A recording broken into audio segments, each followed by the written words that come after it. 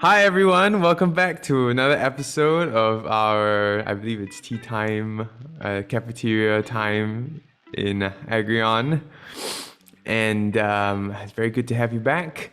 Today, I am joined by the very awesome and impressive Mr. Taylan Chambers, who is also an associate coach with us in AGRION Academy.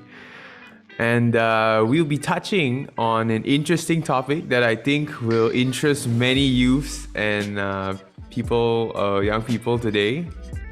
And that would be how video games affects education and our culture.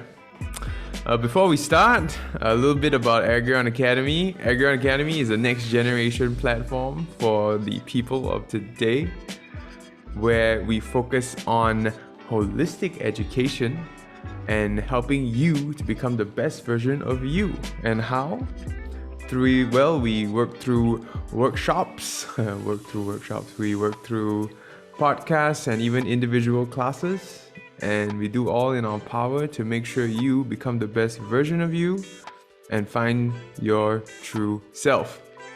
So feel free to reach out to us via email or on our website or on our Facebook page, and we'll get back in touch with you as soon as we can. So, back to our topic. Before we start, I'll give Mr. Chambers a chance to introduce himself a little. Over to you. Hi, as Vere said before, my name is Taylan Chambers, and I'm an associate coach at AGRION Academy. A couple things I do on the side are video editing, and I stream to Twitch. I'm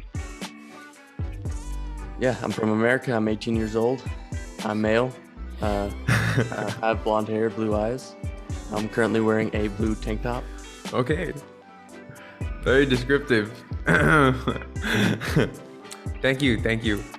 So, just very quickly, we got a few questions that we wanted to cover, and the first one is, how do you think video games has become a part of our culture? And obviously, you can speak from the American perspective, and I will probably follow up with the Malaysian/Singaporean perspective, and then we can see whether there's any correlation.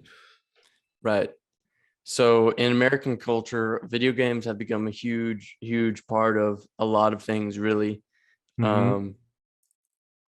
Mostly because it's used for entertainment. Most people use it to distract themselves and entertain themselves and just have a good time all together. You see people stream it to Twitch, and people watch people play video games. So it's mostly entertainment, and people get paid to do it too. So it's pretty cool. Yeah, I tend to agree. I feel that, especially now, being the fact that we are in a global pandemic and everyone is forced to stay at home, I feel that video games has really taken a forefront, has become a really important or what's the word, major part of everyone's lives today. And right now, like Twitch is just blown up because we've got so much time at home, and people are looking for ways to entertain themselves. And I think video games offer people this kind of like another world to go into. And since the real world is kind of failed right now, so everyone's gone into the virtual world. I think culturally wise, I think video games is kind of like the internet in a sense that it has its own kind of culture now, and it's like a global kind of thing. So like even if you're like me in Malaysia/Singapore, everybody knows what GG is. Everybody knows what GG is voice WP. It's like an international culture based around those really popular video games. And I think that there's no turning back. I think that this video game thing, unless there's some sort of like like giant solar flare EMP that takes out all the electronics on the planet, followed by a zombie apocalypse that leaves us with no time to play video games. I think video games are totally here to stay. Okay, wait, but a zombie apocalypse would be the video game at that point. That's like a dream for me. Right there. Wow. You just hit my dream, okay? Okay, this will be a topic for another podcast. What to do in a Right. zombie apocalypse because it's Tay's dream. Yeah, you can't say that it's not the video game at that point. It's real life. The zombie apocalypse will be real life, and no one will be playing video games. Right. But you've been trained your whole life through video games, at least I have, to prepare for a zombie apocalypse. All right, granted. But something tells me that this is a great point that you've just brought up, actually. I'm so glad you brought it up. I feel personally that there's often so speaking of education, all right, connecting it to video games, I feel that just like the internet, video games subconsciously influences everyone. And so you just said that you feel that you're prepared, or at least you've been prepared by video games to fight a zombie apocalypse. And I would believe the same thing about myself. But I kind of feel that upon closer inspection of my own skill set and current capacity, that I would probably end up as one of the zombies rather than one of the heroes in the story. And I this leads to our main point, which is about the educational side of video games and how it affects young people, especially because I think the demographic of people playing video games is definitely the majority will be below 50. Let's put it that way. I know that there are more mature folks who enjoy themselves on video games, but I would say the demographic is mostly middle-aged to younger people. Yeah, Yeah. it definitely is. And especially younger kids, I feel that they're that it's easier for them to be influenced by the video games. And I'm not saying it in like video games bad, but I think that like I was talking about Minecraft. So even though it's just a game, but it kind of influences the way we look at life. We think that we can start from scratch and create something new, and kids or younger people, they can get notions about real life from video games that may or may not be entirely accurate. So what are your thoughts on this? I agree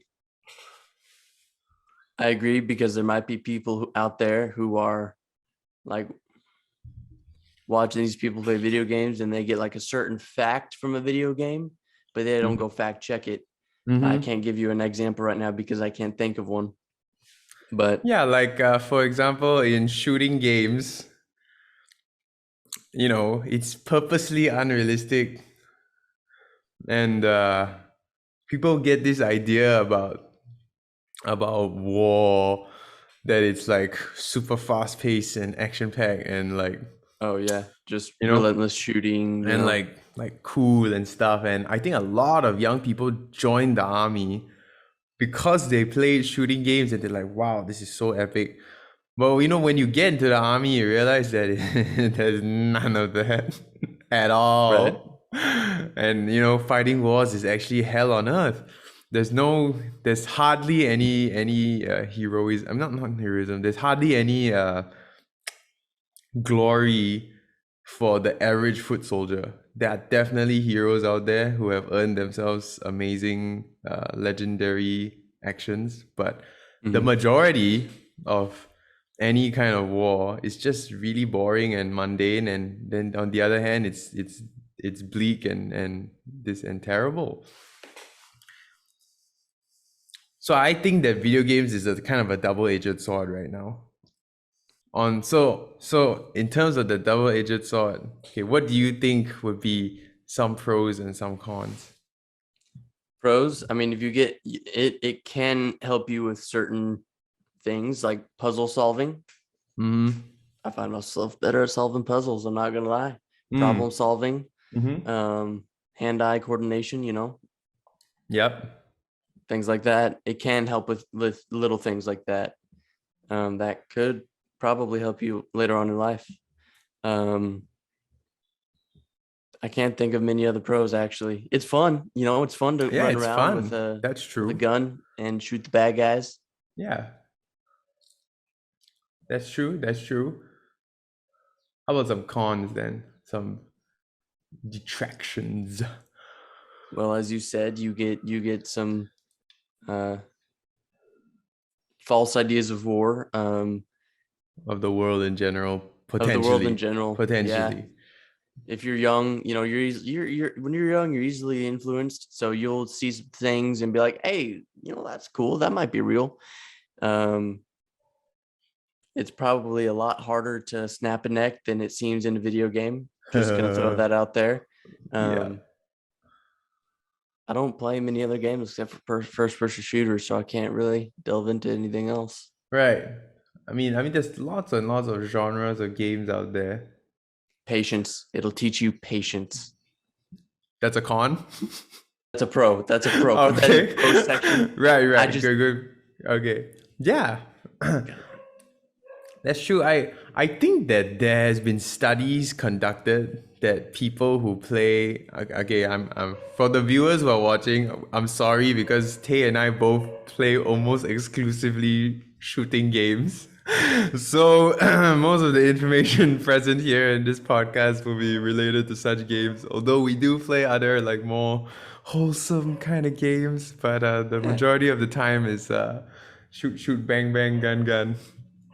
And I read in a study that they found that shooting FPS players had increased not increased eyesight, but they had a greater ability to tell between different shades of color than a person who doesn't play video games. Like they had That's improved eyesight. That's the word I'm looking for. Not increased, but improved. okay. But you're saying they could tell the difference between different shades of color than a normal person who doesn't play video games does? Yeah. I can't identify with this because I'm Okay. colorblind. No. As in, they were talking about like shades of gray. It's not like different colors, but like shades of gray. So it doesn't matter if you're colorblind or Oh, not. okay. They're Yeah. saying that because when you play video games, you force yourself to look for certain things, right? And you're on looking at a screen, and the difference between one shade of color and another could mean the difference between winning and losing. And so FPS players kind of develop this greater sense for colors. So I thought Mm. that was pretty interesting. And I Also, think I better think situational yeah. awareness, I would say. Yeah, and I think reaction time as well. Like, if you have a slow, if you have a Slow. slow reaction time, you're gonna lose the game. You gotta be, It's true. really fast. And frankly, I mean, I might be stretching this a bit, but I really think that my reaction time has increased ever since I started playing shooting games. Like just reacting to stuff like, like something's falling or something happening. I feel like my reaction time is better than before. Yeah. Just want to throw that out there.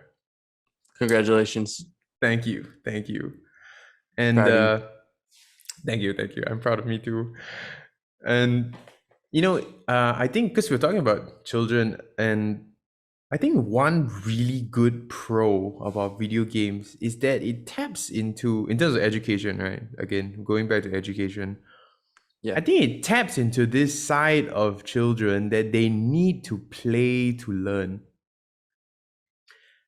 And as an educational tool, I think that is really valuable. Because when you get a kid to sit down and do repetitive academic tasks, like multiplication, and they just got like 10 or 15 questions there, and then they just have to go through one by one. Yeah. That's not fun. That's not playing. And so kids will forever associate these kind of tasks with boredom, and then they hate it. But if you take the task and you make it fun, you turn it into a game, and you can make it applicable to them, like in a scenario, like, oh, you need to do this because dash dash dash, because the aliens are coming, so you better do your maths, Hey, suddenly it becomes fun and it becomes contextual. And I think that is a huge part of the human brain when it comes to learning. We retain information that feels important to us. That means if I just tell you something, if I just give you a formula for maths, a squared plus b squared equals c squared, why do you care?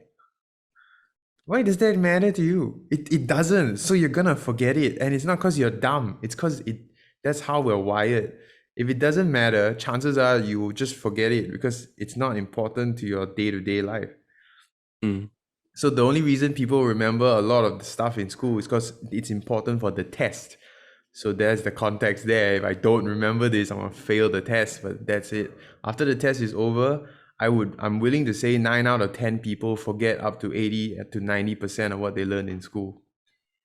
Because it's not important, and that's not our fault. It's not your fault that you forgot everything you learned. The fault is that you weren't taught things that are important to you, or in a way that made it important to you, that you retain the information. Mm. And so enter video games. We can use them to create an environment that is fun and that would allow for greater, I would say, like subconscious learning. Yeah. So what do you think about that?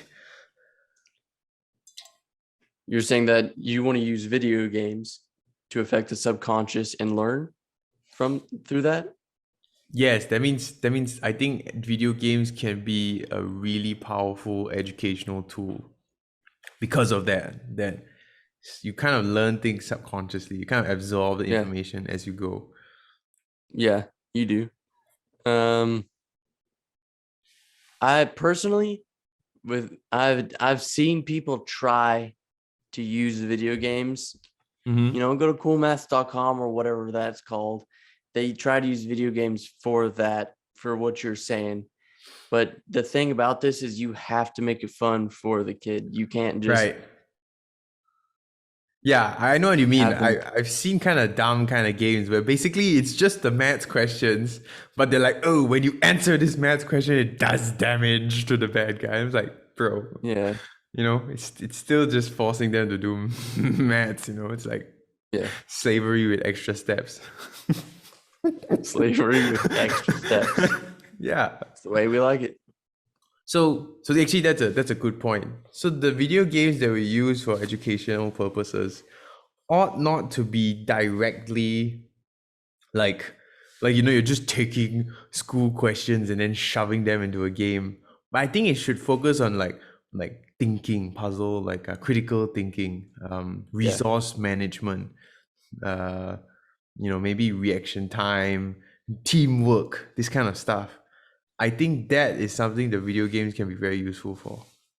Oh, absolutely. Teamwork, resource management, things like that. There are games out there for all that. Exactly. Escape from Tarkov is a fantastic example of all of that in one. Yeah, It's a very exactly. difficult game.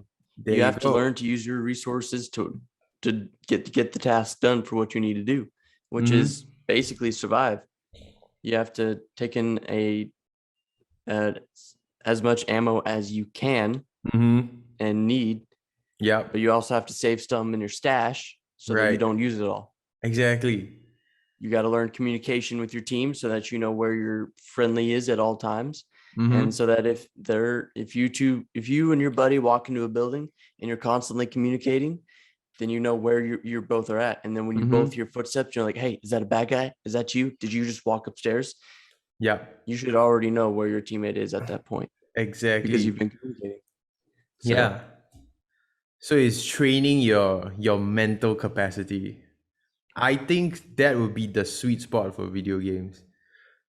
So not something brain dead that is just like not helping you at all. And not mm, something like made by, yeah, I don't want to insult anyone here, so I'll not say that. Not something that is just so mundane and so obviously crafted for school, but something in the happy medium, which is challenging your ability to think. mm, Because in the end, I mean, at least here in Agrion Academy, it's not about do you remember all the maths formulas? But when you are dumped into the real world, can you function? Can you operate? Can you process the information you need to make the right decisions for yourself? That's what people need to train in. So I think we'll probably open a new branch of our academy. exciting. Virtual training simulators. Yeah. That's a like a tough name to spill Okay. out. All Like right. it All right. doesn't roll All off the right. tongue too Okay. easily. Okay. Okay. We'll, Can we'll we'll we work on the go back to name. the drawing board for that, or Definitely. Yeah. We'll work on the name. but I think it's gonna be very good if we lean into this technology, because I feel like some people are like just kind of scared. They're like, oh, we can't let the kids play video games all the time. It's gonna melt their brains. Maybe there's a reason why the kids are playing video games all the time. Maybe it's because whatever else they're doing sucks and it's boring. So why don't we yeah, use what is interesting to them and help them with it? yeah, Yeah, exactly. So yeah, last time when they're training aircraft pilots for the Air Force, right? Okay, when I say last time, I'm talking about like the 30s and the 1930s, 1940s, mm, before we had any real kind of computer technology. And it's tough because they had to put the pilots in an actual aircraft, and if they made any mistakes, they would crash the aircraft and cost the Air Force, hundreds of thousands, maybe millions of dollars in terms of lives lost and equipment damaged. But then, I believe in the 60s or the 80s, there was one wise guy who made a aircraft simulator. And obviously it was, compared to what we have today, it was like pathetic. Okay, like it's like just, it looked like an arcade kind of stupid toy. Have you seen those toy rides that kids play on? yeah, Like a mini airplane that you sit in and then it's like rocking back and forth. Okay, it yep, kind of looked like that. And it had a little screen with those really, really ultra pixelated graphics. And they got the pilots to practice in those toys. And they saw a huge improvement, or at least improvement in the sense is a huge decrease in the failure rate when the pilots got into the real vehicles. Even though it was like a really lame kind of simulation. I mean, yeah, because they had a chance to practice something before they got into the Exactly. actual thing. Precisely. So that says something about us in general, is that actually when you give someone a chance to do something in beforehand and give them a chance to fail, that really improves their chances of success. And I think that's why, like, you see people play shooting games. The whole point of the shooting game is to constantly try again. Live and die, live and die, live and die, live and die. And you're put in this cycle of failure that forces you to improve. Yeah, Yeah. especially in today when everyone's playing the battle royales. There you go. Yeah. And if that's the same with any game, you don't have to say just shooting games. Any game is about failing and trying again. Even a puzzle, you fail the puzzle, you try it again. You try it Yeah. again. Even whatever game it is, the point of the reason why we can call it a game is because we have room to fail and try again. And I think this is also something important that we give to students. They need to feel like they have a chance they have room to fail and try again because they're learning. Yeah. So video games are the And future. I wouldn't say they're the future, but they are a good step to helping people improve on some abilities and skills that they have. Maybe not Yes. the Okay. future. Okay. But Okay. Okay. Yes. Okay. Agreed. They could be a very, very important / useful tool yeah, in the right especially hands. if you use them in the right hand. There you go. Okay, All fantastic. right. Glad we're Fantastic. on the same page. Yes, sir. Let me see if I got any more questions that need to be answered. The only one we haven't answered is, how has video games affected the average student? Right. Okay, since you brought it up, tell me, Mr. Chambers, how has video games affected the average student? I would say that after you're a high school student, you're hanging out with the boys, you come home from football practice, you're done for the day, you just want to chill. But then you got all your homework, so you do that, and then, hey, why not do something mindless that's not using your brain much?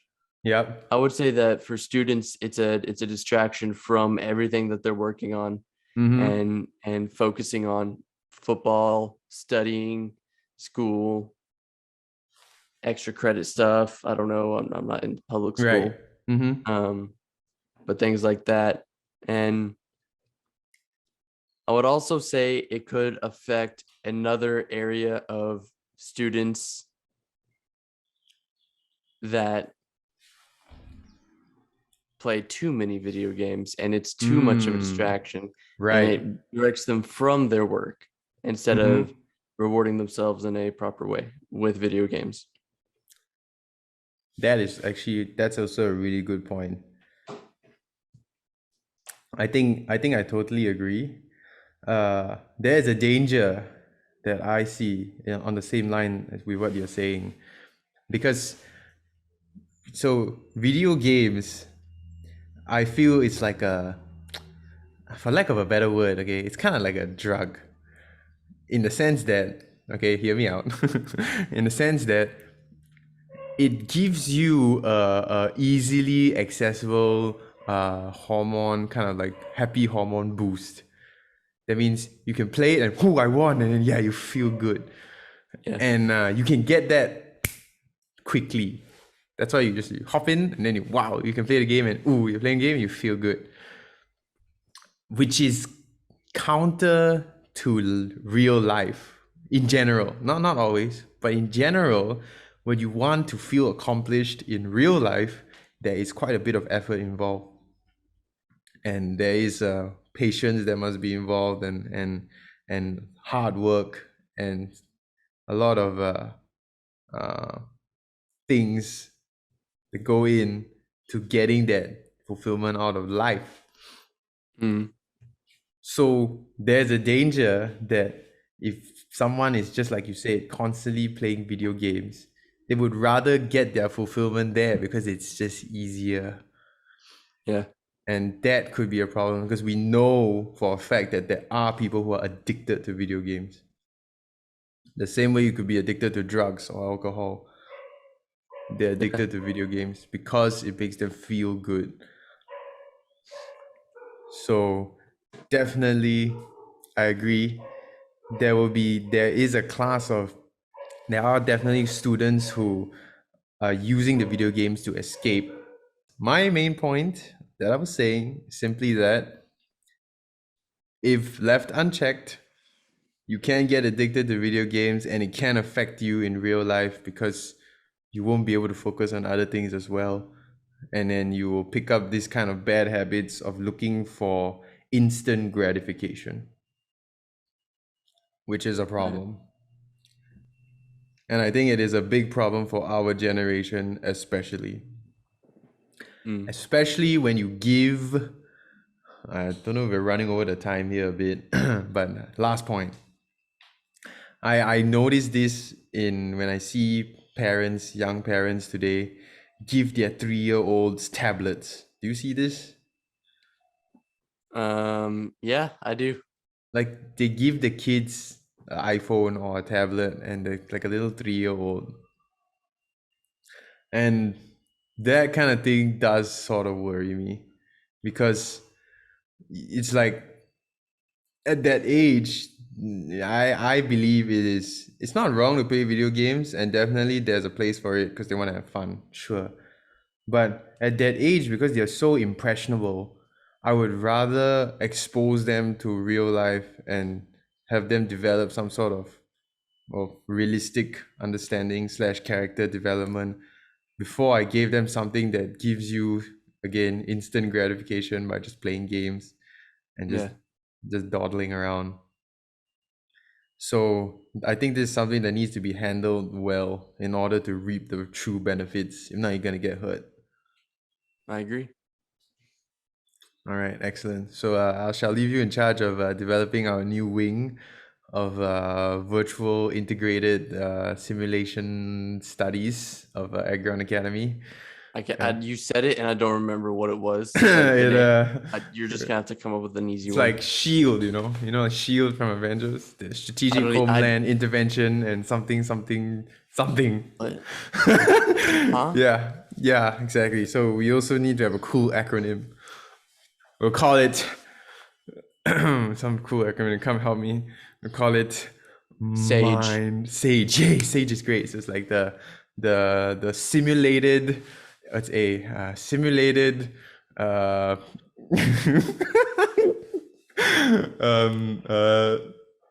was gonna say agriculture. Simulated agriculture. Simulated agriculture. No, Okay. Simulated accumulation of generic education. Yeah, SAGE. Oh damn! All right, the SAGE program is gonna be huge. Yeah, it's gonna be huge. Exactly. Huge. Okay, so that's all the time we have for today. Maybe Tay, you can give us a quick summary before we end off for the day.